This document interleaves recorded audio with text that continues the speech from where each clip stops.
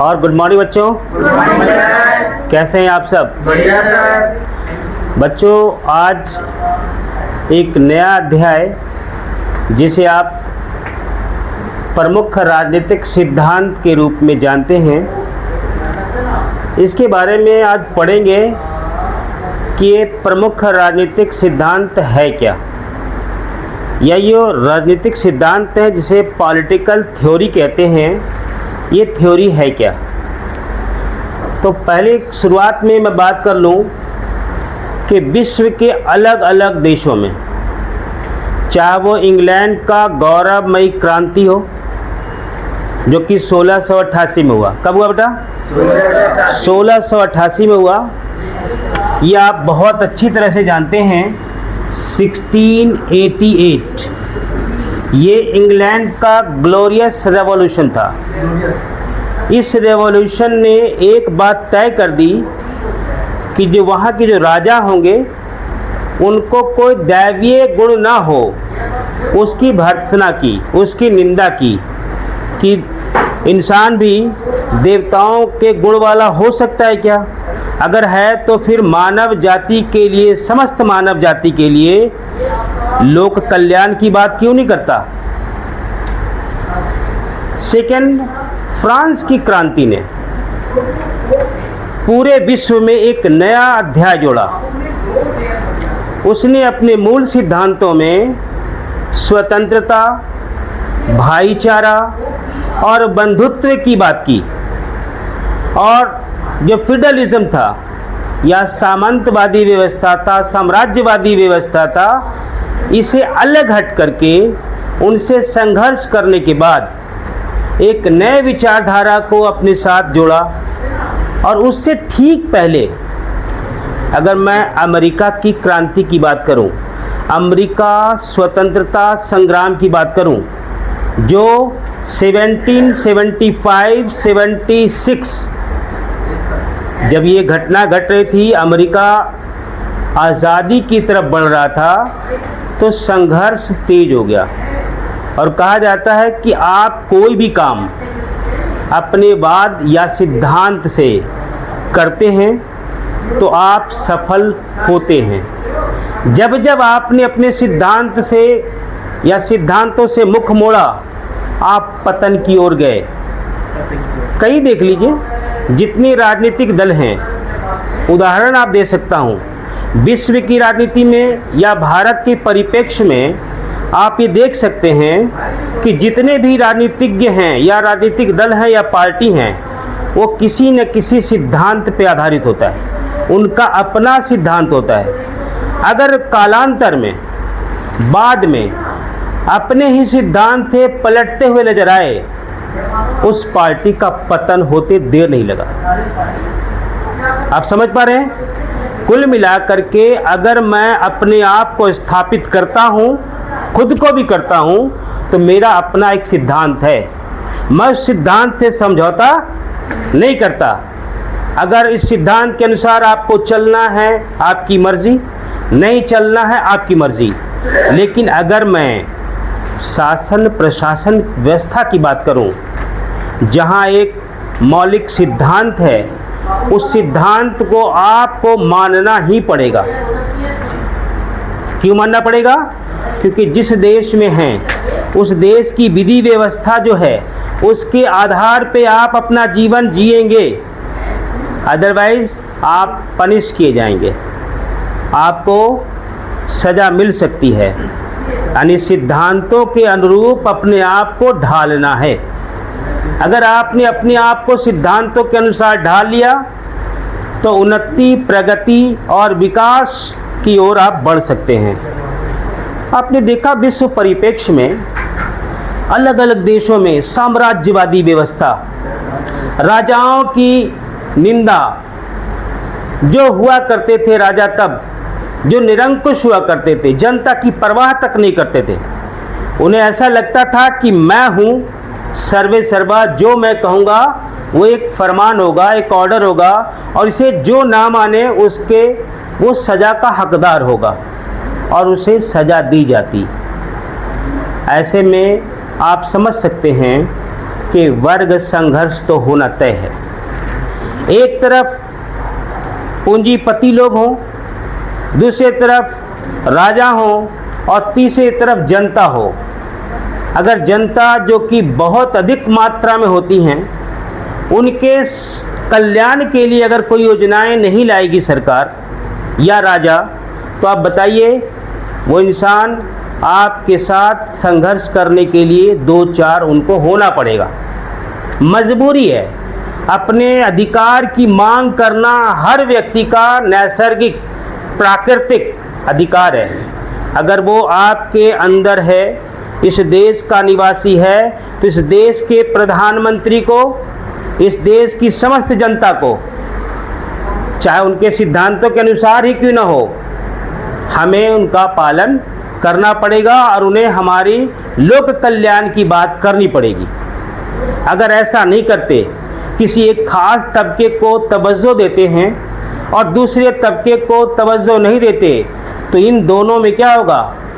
मतैक्य होगा, भिन्नता आएगी और समाज टूट जाएगा, बिखर जाएगा, वर्ग संघर्ष शुरू हो जाएगा, जिससे सरकार को भी नुकसान हो सकता है। मूल रूप से आपको मैं बताऊंगा इस सबके साथ वाद क्यों लगा। वाद है क्या? वाद कुछ और नहीं, थ्योरी ही है। थ्योरी मतलब सिद्धांत ही है। जब जब हमने किसी खास सिद्धांत का पालन किया, यानी कि वाद का पालन किया, तब तब हम अपने आप को स्थापित किया। कुछ वादों में जो प्रमुख राजनीतिक सिद्धांत हैं, अब मैं चाहता हूं कि उस पर फोकस करूं, उनके बारे में थोड़ी सी आपको जानकारी दूं कि ये वाद है क्या, और विश्व में जो वादों के प्रति जो हमारी उम्मीदें हैं, आशाएं थीं, वो क्या हम उस पर खरे उतर पाए। आज हम इसी पे चर्चा करेंगे। प्रमुख राजनीतिक सिद्धांतों में आपके पाठ्य पुस्तक में सिर्फ 3 ही सिद्धांत के बारे में जानकारी दी गई है। पहला, जिसे आप उदारवाद कहते हैं, इसको आप इंग्लिश में लिबरलिज्म कह सकते हैं। लिबरल का मतलब आप क्या होता है जी? आप लिबरल का मतलब समझिए। जैसे मैं कह सकता हूँ ये जो मेरा बच्चा है या जो फला व्यक्ति है बड़ा ही लिबरल है, मतलब जैसे चाहता हूँ वैसे वो मुड़ जाता है, या जैसा चाहता हूँ वो हमारे लिए कर देता है, लिबरल है। इसका मतलब है अगर कोई सरकार जो जनता के प्रति जवाबदेह हो, अकाउंटेबिलिटी हो, रिस्पॉन्सिबल हो, ऐसी सरकार को जनता क्या करती है? पसंद करती है। करती कि नहीं? अगर आज हम अपने देश की बात करें, भारत के प्रधानमंत्री श्री नरेंद्र मोदी जी की बात करें, आज वो विश्व के अलग अलग हिस्से में इतने प्रसिद्धि पा चुके हैं कि कई देश तो उन्हें लीडर के रूप में, एक रिप्रेजेंटेटिव के रूप में आमंत्रित करना चाहते हैं कि आइए, आपने अपने सिद्धांतों से जो भारत में प्रकाशित किया, भारत में जो आलोकित हो रहे हैं, कुछ चीज़ें हमें भी समझा दीजिए। आप बढ़ कैसे रहे हैं, इतना तरक्की कैसे कर रहे हैं, विज्ञान में, प्रौद्योगिकी में, साहित्य में, खेलों में, हर जगह पे आप तरक्की कर रहे हैं, तो क्या है? एक सिद्धांत ही तो है। भारत के परिप्रेक्ष्य में सिद्धांत की हम चर्चा करेंगे। फिलहाल हम उदारवाद की बात कर लेते हैं। उदारवाद एक राजनीतिक दर्शन है, एक पॉलिटिकल फिलॉसफी है, जिसे समझने के लिए हम सब एक दूसरे के प्रति जिम्मेदार हैं। जो व्यक्ति की स्वतंत्रता, हमारी और आपकी आज़ादी, स्वशासन, खुद का शासन, जैसे भारत में हम सभी व्यक्ति जिनकी उम्र 18 से अधिक है, वो चुनाव यानी वोट या मत प्रदान करने का अधिकार रखता है। मतलब मैं चाहूँ, जिसे चाहूँ उसे प्रधानमंत्री बना सकता हूँ। ये शासन प्रशासन के हाथ में है या जनता के हाथ में है? किसके हाथ में है? भारत के प्रधानमंत्री को चुनने का पावर किसको है? जनता को। अगर जनता चुन सकती है तो जनता उसे उस कुर्सी से उतार भी सकती है। ऐसे सिद्धांतों को पालन करने के लिए अगर हम विश्व बंधुत्व की बात करें तो उदार बात कहती है बेटा, हम भाईचारा रखेंगे, हम आपस में नहीं लड़ेंगे। सेकेंड थिंग है बेटे मार्क्सवाद, जो बहुत ही क्रिटिकल है। ये मार्क्सवाद आसान नहीं है, अन्ना मार्क्सवादी विचारधारा कई देशों में है ही नहीं, क्योंकि इसकी कोई जगह नहीं है। क्योंकि अब सब जगह जितने भी देश हैं, हर देश में चुने गए सरकार काम कर रही है। अगर एक दो देश को छोड़ दूँ तो जहाँ पे कि एक नॉर्थ कोरिया को ले लीजिए, एक चाइना ले लीजिए। चाइना में क्या है, साम्यवादी सरकार है, एक ही पार्टी, वन पार्टी सिस्टम है।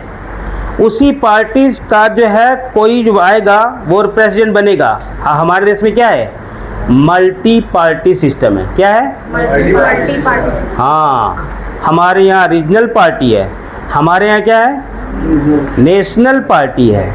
यहाँ रीजनल पार्टियों की संख्या बहुत ज़्यादा है, अलग अलग विचारधारा हैं, उनके अलग अलग मत हैं, उनके अनुसार वहाँ की जनता उन्हें पसंद और नापसंद करती है, जो मुख्यमंत्री के रूप में स्थापित होते हैं। अभी देखिए, अभी जो चुनाव हुआ पश्चिम बंगाल में, ये सिद्धांतों की लड़ाई थी। किसकी थी? हाँ, सिद्धांतों की लड़ाई थी। जो एक तरफ वहाँ की जो सरकार थी, मुख्यमंत्री थी, जो कि अपने पड़ोसी देश बांग्लादेश के साथ साझा कर रही थी। बहुत सारे अत्यधिक मात्रा में बांग्लादेश के लोग भारत में रह रहे थे। इसके खिलाफ भारतीय जनता पार्टी पहले से ही एनआरसी की बात कर रही थी कि जी अब यहाँ पे इनको रहना ठीक नहीं है, क्योंकि देश के लिए घातक हैं, इनको निकालिए। लेकिन क्या है, भारत में डुअल पावर सिस्टम है। क्या है? प्रधानमंत्री की अपनी शक्तियां हैं और मुख्यमंत्री की अपनी शक्तियां हैं। उनके अंडर में कुछ लिस्ट है, उनके अंदर में कुछ लिस्ट है जिस पे वो अपने अपने कानून या काम करेंगी। ये दोनों आपस में एक दूसरे के पूरक भी हैं। अगर ये नहीं हो तो वो उनका अधूरा है। लेकिन कुछ शक्तियां दे दी गई हैं जिसमें प्रधानमंत्री इंटरफेयर नहीं कर सकते थे। मैं तो यहाँ का मालिक हूँ, मैं जो मर्जी कर सकती हूँ, आप क्यों बोलेंगे, ये तो मेरा प्रदेश है। इसका मतलब है अलगाववाद। क्या था? अलगाववाद। बहुत ही घातक होने वाला था। उसे भारत के हिस्से से अलग करने की एक अंदर साजिश चल रही थी, जिसका खुलासा अब हो रहा है। मेरे बच्चे, हमने वो दौर देखे जहाँ पे कि सत्ता परिवर्तन से लेकर के सत्तारूढ़ पार्टी तक उनके विचारों में जब जब मतैक हुआ, जब जब परिवर्तन हुआ, समझ लीजिए कि उनकी कुर्सी खतरे में है। मैं किसी और राजनीतिक पार्टी का नाम नहीं लूँगा, क्योंकि मैं किसी राजनीतिक पार्टी का ना तो विरोधी हूँ ना तो समर्थक हूँ, लेकिन विचारों की लड़ाई है और हम आज वही विचार पढ़ रहे हैं। तो बातों में, विचारों में सिद्धांतों की बात करें तो सिद्धांतों की बात में आगे की तरफ बढ़ते हुए मार्क्सवाद की। मार्क्सवाद का जो विचार है वो वर्ग संघर्ष का है। क्या बेटा? वर्ग संघर्ष का, क्लास स्ट्रगल है। क्या है बेटा? हाँ, ये क्लास क्या होता है बेटा? मतलब एक जो है कैपिटलिस्ट है, कैपिटलिस्ट पूंजीपति, दूसरी तरफ लेबर ग्रेड के लोग, लेबर ग्रेड के जो लोग हैं अत्यधिक मात्रा में हैं। अधिक मात्रा में होने के कारण उन्हें काम की आवश्यकता है। काम उनके फैक्ट्री में होंगे, जो मालिक हैं उनके, इन मालिकों का व्यवहार रवैया अच्छा नहीं है। दूसरी तरफ जो राजा हैं, जो कमांडर इन चीफ हैं वहाँ के, वो भी जनता के प्रति बेरुखी की भावना रखते हैं। तो आखिर कोई ना कोई सिद्धांत के अनुरूप तो कार्य करना पड़ेगा ना। उसी में एक बहुत ही महान दार्शनिक, जिसने पूरे विश्व के इतिहास में एक नया सिद्धांत दिया और ऐसे व्यक्ति के समूहों के बीच में रह कर के काम किया, जहाँ पे बता दिया कि देख, अगर तुम्हारा हक जो तुम काम करते हो, काम के बदले में अगर कोई पैसे नहीं दे रहा हो तो मांगो मत, छीन लो। ये पावर किसने दिया? कार्ल मार्क्स ने।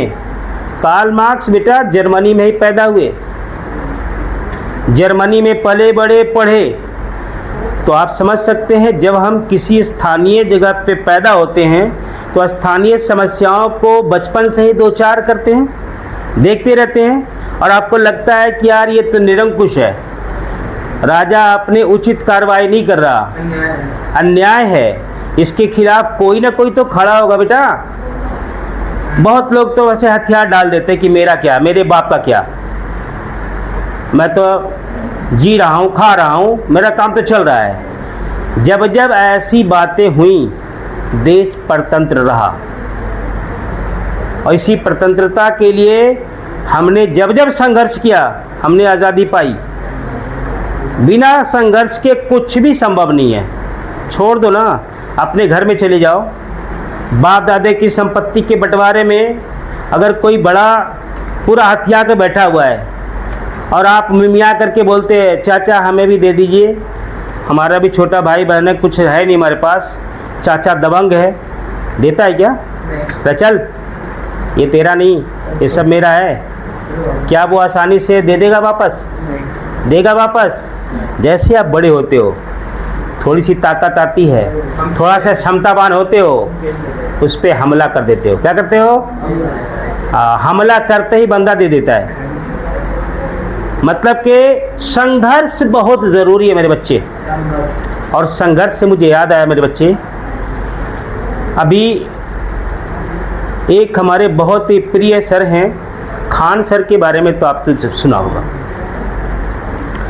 आप देखिए उनके प्रति कुछ सेंटर वाले लोग जिस भाव रखते होंगे, मुझे पता नहीं क्या भाव रखते होंगे, क्योंकि एज ए टीचर ये भाव तो रखना ही नहीं चाहिए। इसको जलन भावना कहते हैं, जेलिसी कहते हैं। टीचर समाज का एक ऐसा वर्ग है जो समाज से अंधकार को दूर करने का बीड़ा उठाता है। और वही टीचर जब रावण के पद चिन्हों पे चलना शुरू कर देता है, मतलब ज्ञानी तो है, सब पता है उसे, लेकिन काम ऐसा करता है जो कि उसके लिए उचित नहीं है। तो एक व्यक्ति को, खास करके व्यक्ति विशेष को, जो आज समझिए कि भारत के लिए या अपने स्थानीय जो से पाटलिपुत्र पटना कहते हैं, वहाँ की जनता के लिए बहुत अच्छे अच्छे कार्यों में शामिल हैं। अभी अभी सुना होगा आपने कि उन्होंने हॉस्पिटल बनाया। कई बड़े बड़े हॉस्पिटल के डॉक्टर के CMOs के फ़ोन आते हैं कि भैया तू इतने में सस्ता में करेगा तो मैं क्या करूँगा? ये जो जांच है जो 5 रुपये में तुम करोगे, जिसकी कीमत मैं 1000 रुपये वसूल करता हूँ, मैं कहाँ जाऊँगा? अब बताइए, ऐसे व्यक्ति को आज कटघरे में खड़ा करा हुआ है, उन पे इल्ज़ाम लगाया जा रहा है।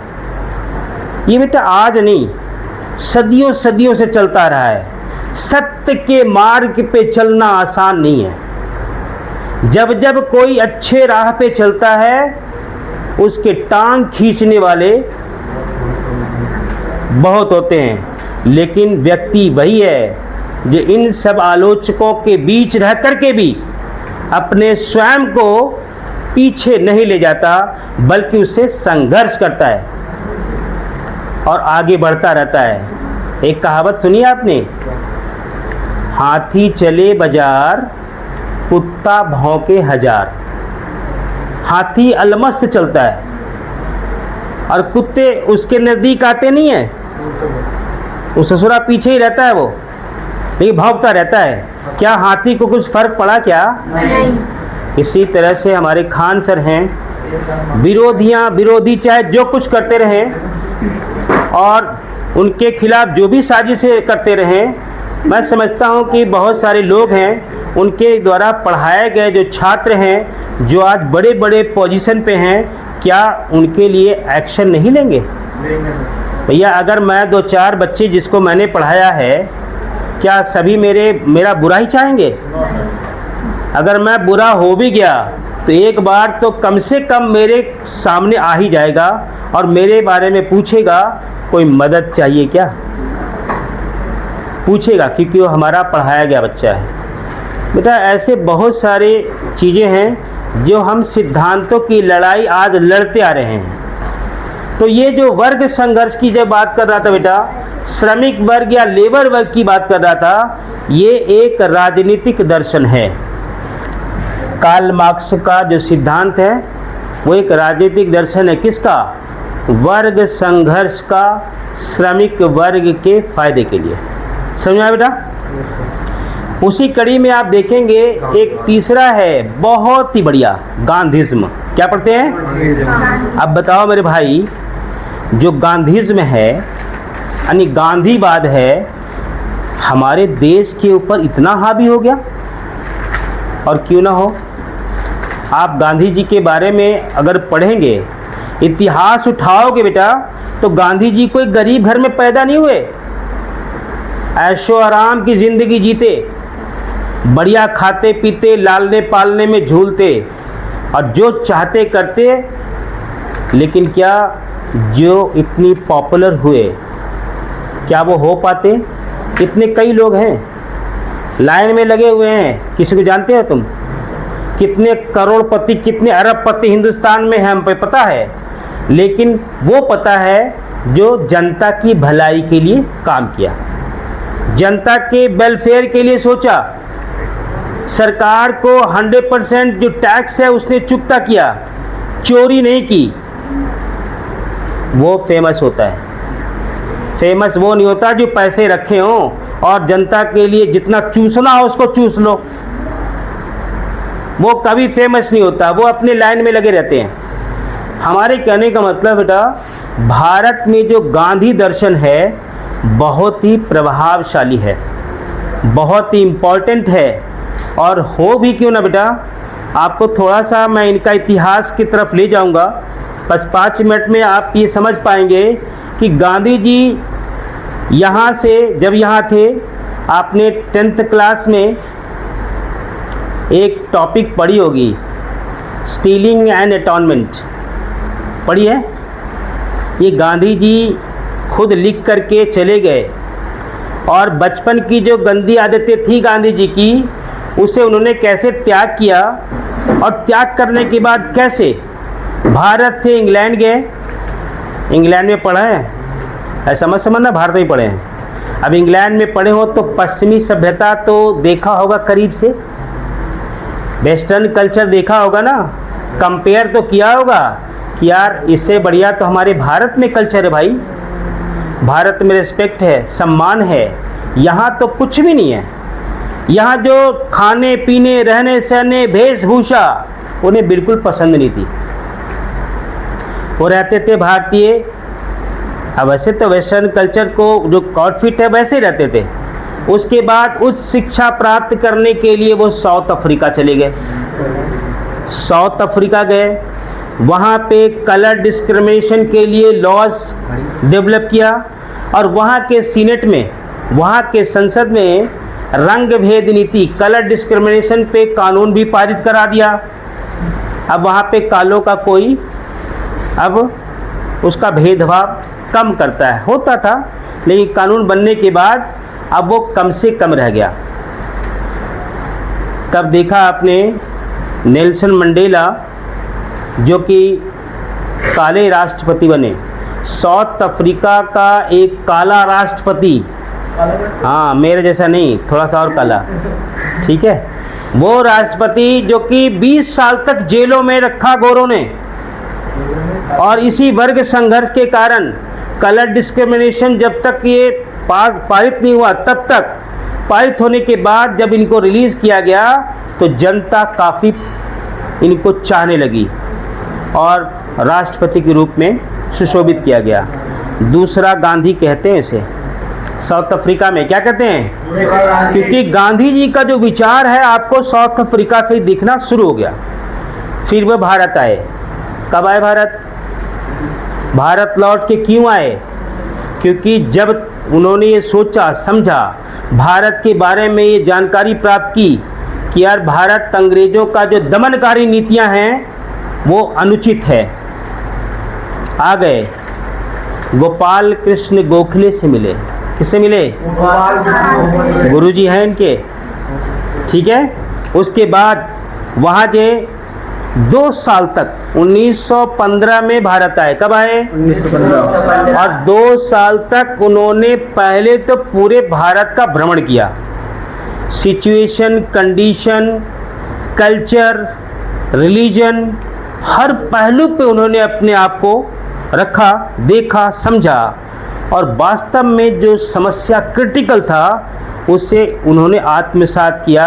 और भारत में रह करके जो उन्होंने किया, 3 आंदोलन किए, जैसा कि आप जानते ही हो। तीनों आंदोलन से प्रसिद्धि प्राप्त किए। प्रसिद्धि प्राप्त करने के बाद बहुत सारे त्याग किया उन्होंने। उनका आउटफिट, जो कोट, पैंट, बूट हुआ करता था, आपने देखा, हाफ धोती ने ले लिया, यानी जनता के लिए, भारत के लिए समर्पित हो गए। ऐसा नहीं कि वो गरीब थे, लेकिन भारतीय जनता जो बेबसी में, लाचारियों में, गरीबी में जूझ रहे थे, अपने आप को उन जैसा, ताकि वो ना समझे कि मैं भी कोई अंग्रेज का एजेंट हूँ। ऐसी भावना आई थी भारतीयों में कि ये भी हैट, कोट, टाई, पैंट पहन के आ रहा है, ये भी भारत का, ये अंग्रेजों का एजेंट होगा। उन्होंने अपनी आउटफिट चेंज की। बाद में इनको कई सेक्रीफाइस करने के बाद महात्मा की उपाधि मिली। सत्य और अहिंसा की बात करते थे। क्या करते थे बेटा? गांधीवाद, गांधी जी का विचार, गांधी जी का सिद्धांत अहिंसात्मक राज्य का समर्थन करता था। कोई मारपीट नहीं, सभी को समान रूप से स्थापित करना है, समर्थन करना है और सत्य अहिंसा पे आधारित होगा। ऐसी भावना के साथ अपने देश के संविधान, जब हमारा देश आज़ाद भी हुआ ना, तो अपनी आज़ादी के बाद भारत का जो संविधान का निर्माण हुआ वो सब के सब गांधी जी के आदर्शों पे आधारित है, गांधी जी के सिद्धांतों पर आधारित है। आप समझ सकते बेटा, ये जितने भी अभी आपने देखा प्रमुख राजनीतिक सिद्धांतों में कितने सिद्धांत हुए? 3 सिद्धांत। कौन कौन? गांधीज्म। बिल्कुल सही कहा आपने। बच्चों, इसे आत्मसात करते हुए आप, मैं समझता हूँ कि आप बहुत अच्छी तरह से समझ गए होंगे। और इसी के साथ मैं चाहता हूँ कि ये टॉपिक आज तय रखते हैं। नेक्स्ट क्लास में हम एक अलग टॉपिक लेकर के आएंगे। मैं चाहता हूँ कि अगर आपको ये पसंद आता हो तो आप अपने इस वीडियो को लाइक कर, सब्सक्राइब कर दीजिएगा। धन्यवाद।